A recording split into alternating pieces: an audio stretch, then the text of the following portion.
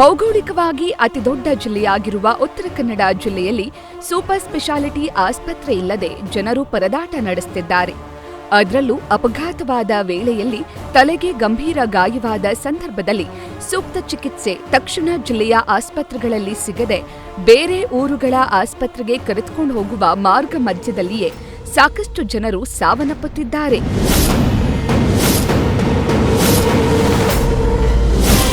ಇದರ ನಡುವೆ ಜಿಲ್ಲಾ ಪೊಲೀಸ್ ಇಲಾಖೆ ಜಿಲ್ಲೆಯಲ್ಲಿ ನಡೆದ ಅಪಘಾತದ ಅಂಕಿಅಂಶದಲ್ಲಿ ಸಾವನ್ನಪ್ಪಿರುವವರ ಸಂಖ್ಯೆ ಜಿಲ್ಲೆಯ ಜನರನ್ನ ಆತಂಕ ಮೂಡಿಸುವಂತೆ ಮಾಡಿದೆ.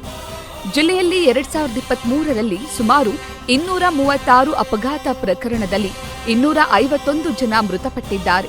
ಇನ್ನು 2024ರಲ್ಲಿ 249 ಅಪಘಾತ ಪ್ರಕರಣದಲ್ಲಿ 264 ಜನರು ಮೃತಪಟ್ಟಿದ್ದಾರೆ.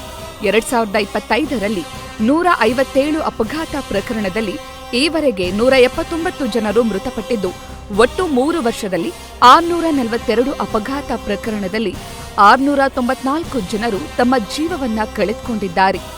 ಇನ್ನು 2023ರಿಂದ 2025ರವರೆಗೆ 1953 ಅಪಘಾತವಾಗಿದ್ದು, ಸುಮಾರು 4529 ಜನರು ಈ ಪ್ರಕರಣದಲ್ಲಿ ಗಾಯಗೊಂಡಿದ್ದಾರೆ. ಕಳೆದ 3 ವರ್ಷದಲ್ಲಿ 694 ಜನರ ಸಾವು, 4529 ಜನರು ಗಾಯಗೊಂಡಿರುವುದು ಜಿಲ್ಲೆಯಲ್ಲಿ ಅಪಘಾತ ಸಂಖ್ಯೆ ಹೆಚ್ಚಾಗ್ತಿರುವುದನ್ನು ತೋರಿಸ್ತಾ ಇದೆ. ರಾಷ್ಟ್ರೀಯ ಹೆದ್ದಾರಿಗಳ ನಿರ್ಮಾಣವಾದ ನಂತರ ವಾಹನ ಓಡಾಟ ಸಂಖ್ಯೆ ಹೆಚ್ಚಾಗಿರೋದ್ರಿಂದ ಅಪಘಾತ ಹೆಚ್ಚಾಗ್ತಿದ್ದು, ಸರ್ಕಾರ ಅಪಘಾತವಾದಾಗ ತುರ್ತು ಪರಿಸ್ಥಿತಿಯಲ್ಲಿ ಸೂಕ್ತ ಚಿಕಿತ್ಸೆ ಕೊಟ್ಟು ಜನರನ್ನ ಬದುಕಿಸಲು ಸೂಪರ್ ಸ್ಪೆಷಾಲಿಟಿ ಆಸ್ಪತ್ರೆ ನಿರ್ಮಾಣಕ್ಕೆ ಮುಂದಾಗಬೇಕು ಅನ್ನೋದು ಸಾರ್ವಜನಿಕರ ಆಗ್ರಹವಾಗಿದೆ. ನಮ್ಮ ಉತ್ತರ ಕನ್ನಡ ಜಿಲ್ಲೆಯಲ್ಲಿ ಕಳೆದ 3 ವರ್ಷದಲ್ಲಿ ಸುಮಾರು 4ರಿಂದ 5 ಸಾವಿರ ಅಪಘಾತಗಳು ಆಗಿವೆ ಅಂತ ಹೇಳಿ ನಮ್ಮ ಪೊಲೀಸ್ ದಾಖಲೆ ಹೇಳ್ತಾ ಇದೆ. ಇದರಲ್ಲಿ ಸುಮಾರು 700 ಜನ ಈಗಾಗಲೇ ಮೃತಪಟ್ಟಿದ್ದಾರೆ, ಸಾವಿರಾರು ಜನ ಗಾಯಗೊಂಡಿದ್ದಾರೆ. ಈ ನಮ್ಮ ಉತ್ತರ ಕನ್ನಡದ ಹೆದ್ದಾರಿ ಇರ್ಬೋದು, ಗ್ರಾಮೀಣ ರಸ್ತೆ ಇರ್ಬೋದು, ಇಂತಹ ರಸ್ತೆಗಳಲ್ಲೇ ಇಷ್ಟೆಲ್ಲ ಅಪಘಾತ ಆಗಿ ಇಷ್ಟೊಂದು ಸಾವು ನೋವು ಸಂಭವಿಸಿದ್ರು ಕೂಡ ಇದಕ್ಕೆ ಪ್ರಮುಖ ಕಾರಣ ಅಂತ ಹೇಳಿದ್ರೆ ಸೂಕ್ತ ಸಮಯದಲ್ಲಿ ಸರಿಯಾದ ಚಿಕಿತ್ಸೆ ಸಿಗದೆ ಇರೋದೇ ಸಾವಿಗೆ ಹೆಚ್ಚಿನ ಕಾರಣ ಆಗಿದೆ. ಸ್ಪಾಟ್ ಡೆತ್ ಆಗಿರೋದು ಸ್ವಲ್ಪ ಕಡಿಮೆನೇ ಇರ್ಬೋದು, ಆದ್ರೆ ತುರ್ತಾಗಿ ಅವ್ರಿಗೆ ದೊರೆಯಬೇಕಾದ ಚಿಕಿತ್ಸೆ ಸಿಗದೆ ಡೆತ್ ಆಗಿರೋದೇ ಹೆಚ್ಚಿನ ಪ್ರಕರಣಗಳಲ್ಲಿ ನಾವು ನೋಡ್ತಾ ಇದ್ದೇವೆ. ಇಷ್ಟೆಲ್ಲ ಅಪಘಾತ ಆಗ್ತಾ ಇದ್ರು ಕೂಡ ಅಂದ್ರೆ ನಮ್ಮಲ್ಲಿ ಸುಮಾರು 5 ರಾಷ್ಟ್ರೀಯ ಹೆದ್ದಾರಿ ಮತ್ತು ರಾಜ್ಯ ಹೆದ್ದಾರಿಯೆಲ್ಲ ಸೇರಿ ಪ್ಲಸ್ ಗ್ರಾಮೀಣ ಹೆದ್ದಾರಿ ಎಲ್ಲಾ ಕಡೆ ಸೇರಿ ಇಷ್ಟೆಲ್ಲ ಅಪಘಾತಗಳು ಆಗ್ತಾ ಇದ್ರು ಕೂಡ ಈವರೆಗೂ ಈ ಜನರನ್ನು ಉಳಿಸ್ಕೊಳ್ಳಿಕ್ಕೆ ಯಾವುದೇ ರೀತಿಯಂತ ಸೌಲಭ್ಯ ನಮ್ಮ ಜಿಲ್ಲೆಯಲ್ಲಿ ಇಲ್ಲದೆ ಇರೋದೇ ಒಂದು ದುರ್ದೈವದ ಸಂಗತಿ. ಯಾಕಂದ್ರೆ ಮಲ್ಟಿ ಸ್ಪೆಷಾಲಿಟಿ ಆಸ್ಪತ್ರೆ ನಮಗೆ ಅತಿ ಅವಶ್ಯಕವಾಗಿ ಬೇಕಾಗಿದೆ. ಬಟ್ ಈ ಆಸ್ಪತ್ರೆ ಇದುವರೆಗೂ ಉತ್ತರ ಕನ್ನಡದಲ್ಲಿ ಆಗಿಲ್ಲ. ಸರ್ಕಾರ ಈ ಬಗ್ಗೆ ಇನ್ನೂ ಕೂಡ ಕ್ರಮ ವಹಿಸಿಲ್ಲ. ಇನ್ನು ಮುಂದಾದ್ರೂ ಈ ಬಗ್ಗೆ ಕ್ರಮ ವಹಿಸಿ ಜನರ ಪ್ರಾಣದ ಜೊತೆ ಚೆಲ್ಲಾಟ ಆಡುವುದನ್ನ ಈ ಸರ್ಕಾರ ಬಂದ್ ಮಾಡಬೇಕು. ಆದಷ್ಟು ಬೇಗ ಜಿಲ್ಲೆಗೆ ಮಲ್ಟಿ ಸ್ಪೆಷಾಲಿಟಿ ಆಸ್ಪತ್ರೆಯನ್ನ ಕೊಡಬೇಕು ಅಂತ ಹೇಳಿ ನಾವೆಲ್ಲ ಆಗ್ರಹಿಸ್ತಾ ಇದ್ದೇವೆ. ಇನ್ನು ಜಿಲ್ಲೆಯ ಹಲವು ರಸ್ತೆಗಳು ಹೊಂಡಮಯವಾಗಿದ್ದು, ಇದನ್ನು ತಪ್ಪಿಸಲು ಹೋಗಿ ಅಪಘಾತಗಳು ಆಗ್ತಿವೆ ಎನ್ನಲಾಗಿದೆ. ಜಿಲ್ಲೆಯ ಅಂಕೋಲಾದಿಂದ ಯಲ್ಲಾಪುರಕ್ಕೆ ತೆರಳುವ ರಸ್ತೆ ಸಂಪೂರ್ಣ ಹೊಂಡಮಯವಾಗಿದ್ದು, ರಸ್ತೆಯಲ್ಲಿ ಗುಂಡಿ ತಪ್ಪಿಸಲು ಹೋಗಿ ಅಪಘಾತವಾಗ್ತಾ ಇದೆ. ಇದಲ್ಲದೆ ರಾಷ್ಟ್ರೀಯ ಹೆದ್ದಾರಿ 66ರಲ್ಲಿ ರಸ್ತೆ ಚೆನ್ನಾಗಿದ್ರೂ ಕೆಲವೆಡೆ ಅವೈಜ್ಞಾನಿಕ ಕಾಮಗಾರಿಗಳಿಂದ ಅಪಘಾತವಾಗಿ ವಾಹನ ಸವಾರರು ಪ್ರಾಣ ಕಳೆದುಕೊಳ್ಳುವಂತಾಗಿದೆ. ಇನ್ನು ಜಿಲ್ಲೆಯಲ್ಲಿ ಹಾದು ಹೋಗಿರುವ ಹಲವು ರಾಜ್ಯ ಹೆದ್ದಾರಿಗಳು ಹೊಂಡಮಯವಾಗಿದ್ದು, ಹೊಂಡವನ್ನ ತಪ್ಪಿಸಲು ಹೋಗಿ ಅಪಘಾತಗಳಾಗ್ತಿದ್ದು, ಆಸ್ಪತ್ರೆ ನಿರ್ಮಾಣದ ಜೊತೆಗೆ ಹೊಂಡಮಯ ರಸ್ತೆಯನ್ನ ಸರಿಪಡಿಸುವ ಕಾರ್ಯದ ಜೊತೆಗೆ ಇನ್ನೂ ಮುಗಿಯದ ರಾಷ್ಟ್ರೀಯ ಹೆದ್ದಾರಿ 66ರ ಅಗಲೀಕರಣ ಕಾಮಗಾರಿಯನ್ನ ಬೇಗ ಮುಗಿಸಲು ಕ್ರಮ ಕೈಗೊಳ್ಳಬೇಕಾಗಿದೆ. ಜಿಲ್ಲೆಯಲ್ಲಿ ಎಲ್ಲ ರಸ್ತೆಗಳ ಅಂದ್ರೆ ಮುಖ್ಯವಾಗಿ ರಾಷ್ಟ್ರೀಯ ಹೆದ್ದಾರಿಗಳ ಪರಿಸ್ಥಿತಿ ತುಂಬಾ ಗಂಭೀರ ಆಗಿದೆ.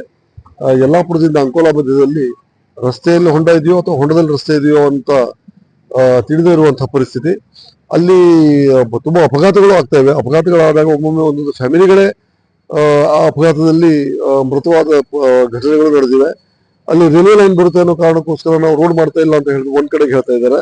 ಇನ್ನೊಂದ್ ಕಡೆ ರೈಲ್ವೆ ಲೈನು ಬರ್ಲಿಕ್ಕೆ ಇನ್ನೂ ಲೇಟ್ ಇದೆ, ಅದ್ರದಿನ್ನು ವನ್ಯಜೀವಿ ಮಂಡಳಿಯಿಂದ ಅಲ್ಲಿಂದ ಇನ್ನೂ ಕೆಲವಷ್ಟು ಕ್ಲಿಯರೆನ್ಸ್ಗಳು ಬಾಕಿ ಇದೆ. ಹಾಗಾಗಿ ಈ ರಾಷ್ಟ್ರೀಯ ಹೆದ್ದಾರಿ ಇಲಾಖೆ ಈ ರಸ್ತೆಯನ್ನ ರಿಪೇರಿ ಮಾಡಿದ್ರೆ ಜನರ ಜೀವಕ್ಕೆ ಈ ರೀತಿ ಕುತ್ತು ಮಾಡ್ತಾ ಇರೋದಕ್ಕೆ ಕಾರಣ ಏನು ಅಂತ ಈಗ ನಮಗೆ ಅರ್ಥ ಆಗ್ತಾ ಇಲ್ಲ. ಮತ್ತು ಉಳಿದ ರಸ್ತೆಗಳಲ್ಲೂ ಅಂದ್ರೆ ಸ್ಟೇಟ್ ಹೈವೇಗಳು ಯಾವುದಿದೆ ಅಥವಾ ಊರಿನಲ್ಲಿರೋ ರಸ್ತೆಗಳು ಅಲ್ಲಿಯೂ ಸಹ ಈ ರಸ್ತೆಗಳಲ್ಲಿ ಹೊಂಡ ಬಿರೋದ್ರಿಂದ ದ್ವಿಚಕ್ರ ವಾಹನದವರು ತುಂಬಾ ಅಪಘಾತಕ್ಕೆ ಒಳಗಾಗ್ತಾ ಇದ್ದಾರೆ. ಇಲ್ಲಾಂದ್ರೆ ಹೊಂಡವನ್ನು ತಪ್ಪಿಸೋದ ಭರದಲ್ಲಿ ಬೇರೆ ಬೇರೆ ವಾಹನಗಳು ಡಿಕ್ಕಿ ಹೊಡೆದು ಆಕ್ಸಿಡೆಂಟ್ಗಳಾಗ್ತಾ ಇವೆ. ಇದಕ್ಕೆಲ್ಲ ಈ ಕಾರಣ ಏನು ಅನ್ನೋದನ್ನ ಸರಿಯಾಗಿ ಒಂದು ಅಧ್ಯಯನ ಮಾಡಬೇಕು. ಮತ್ತು ಕಾರಣ ಈ ಸರ್ಕಾರಿ ಇಲಾಖೆಗಳ ಕಾರಣ ಇವರು ಬೇಜವಾಬ್ದಾರಿಯಿಂದ ರಸ್ತೆ ರಿಪೇರಿ ಆಗದೆ ಈ ರೀತಿ ಅಪಘಾತಗಳಾಗ್ತವೆ ಅಂದ್ರೆ ಅವರನ್ನು ಅದಕ್ಕೆ ಕ್ರಿಮಿನಲ್ ಹೊಣೆಗಾರಿಕೆಯನ್ನು ಅವ್ರ ಮೇಲೂ ಹಾಕಬೇಕು. ಯಾಕಂದ್ರೆ ನಮಗೆ ಏನೂ ಆಗೋದಿಲ್ಲ ಅನ್ನೋ ಕಾರಣಕ್ಕೋಸ್ಕರ ಅವರು ಇಷ್ಟು ಬೇಜವಾಬ್ದಾರಿ ವರ್ತನೆ ಮಾಡ್ತಾರೆ. ಅವರು ಕ್ರಿಮಿನಲ್ ಹಿಂದೆ ಸುಪ್ರೀಂ ಕೋರ್ಟ್ ಸಹ ಹೇಳಿತ್ತು, ಯಾವ ಅಧಿಕಾರಿಗಳ ವ್ಯಾಪ್ತಿಯಲ್ಲಿ ಈ ರೀತಿ ಆಗ್ತಾವೋ ಅವರದನ್ನು ನೋಡಿಯೂ ಸುಮ್ಮನೆ ಇದ್ರೆ ಅವರನ್ನು ನೀವು ಕ್ರಿಮಿನಲ್ ಲಯಬಿಲಿಟಿ ಅವರಿಗೂ ಇಡಿ ಅಂತ. ಆದ್ರೆ ನಮ್ಮ ಸರ್ಕಾರ, ಯಾಕಂದ್ರೆ ಕೇಸ್ ಹಾಕುವವರು ಸರ್ಕಾರದ ಇನ್ನೊಂದು ಭಾಗದ ಪೊಲೀಸರು, ಫೈಟ್ ಮಾಡೋರು ಅವ್ರ ಪರವಾಗಿ ಸರ್ಕಾರನೇ. ಹಾಗಾಗಿ ಈ ಕೇಸ್ಗಳು ಆಗೋದೇ ಇಲ್ಲ ಅನ್ನೋ ಕಾರಣಕ್ಕೋಸ್ಕರ ಈ ಅಧಿಕಾರಿಗಳು ಸಹ ಸುಮ್ಮನೆ ಇದ್ದಾರೆ. ಇದು ಸರಿಯಲ್ಲ. ಜನರು ಯಾಕಂದ್ರೆ ದುಡಿಯೋ ಫ್ಯಾಮಿಲಿಯಲ್ಲಿ ದುಡಿಯೋ ವ್ಯಕ್ತಿ, ಯಾವುದಾದ್ರೂ ಒಂದು ಫ್ಯಾಮಿಲಿಯಲ್ಲಿ ದುಡಿಯೋ ವ್ಯಕ್ತಿ ಮೃತಪಟ್ಟ ಅಂತ ಹೇಳಿದ್ರೆ ಅವನ ಇಡೀ ಫ್ಯಾಮಿಲಿ ಅನಾಥವಾಗುತ್ತೆ. ಹಾಗಾಗಿ ಅವರು ಬದುಕಿದ್ದು ಸತ್ತ ಹಾಗೆ. ಇದನ್ನ ಗಂಭೀರವಾಗಿ ಪರಿಗಣಿಸಬೇಕು ಮತ್ತು ಈ ರಸ್ತೆಗಳಲ್ಲಿರೋ ಹೊಂಡಗಳನ್ನು ತುಂಬಬೇಕು. ಚುನಾವಣೆಗಳು ಬಂದಾಗ ಮಾತ್ರ ಜನಪ್ರತಿನಿಧಿಗಳು ಸೂಪರ್ ಸ್ಪೆಷಾಲಿಟಿ ಆಸ್ಪತ್ರೆ ನಿರ್ಮಾಣದ ಬಗ್ಗೆ ಧ್ವನಿ ಎತ್ತುತ್ತಾರೆ. ಆದರೆ ಚುನಾವಣೆ ಮುಗಿದ ನಂತರ ಈ ಬಗ್ಗೆ ಯಾರೂ ತಲೆಕೆಡಿಸಿಕೊಳ್ಳುವುದಿಲ್ಲ. ಸದ್ಯ ಆಡಳಿತಕ್ಕೆ ಬಂದಿರುವ ಕಾಂಗ್ರೆಸ್ ನಾಯಕರು ಕಳೆದ ಚುನಾವಣೆಯಲ್ಲಿ ಸೂಪರ್ ಸ್ಪೆಷಾಲಿಟಿ ಆಸ್ಪತ್ರೆ ಮಾಡ್ತೇವೆ ಅಂತ ಜನರ ಬಳಿ ಆಶ್ವಾಸನೆ ನೀಡಿದ್ರು. ಒಟ್ಟಿನಲ್ಲಿ ಜಿಲ್ಲೆಯಲ್ಲಿನ ಅಪಘಾತಗಳ ಸಂಖ್ಯೆಯನ್ನ ಸರ್ಕಾರದ ಮುಂದಿಟ್ಟು ಸೂಪರ್ ಸ್ಪೆಷಾಲಿಟಿ ಆಸ್ಪತ್ರೆ ನಿರ್ಮಾಣ ಮಾಡುವ ಪ್ರಯತ್ನವನ್ನ ಜನಪ್ರತಿನಿಧಿಗಳು ಈಗಲಾದರೂ ಮಾಡಬೇಕಾಗಿದೆ.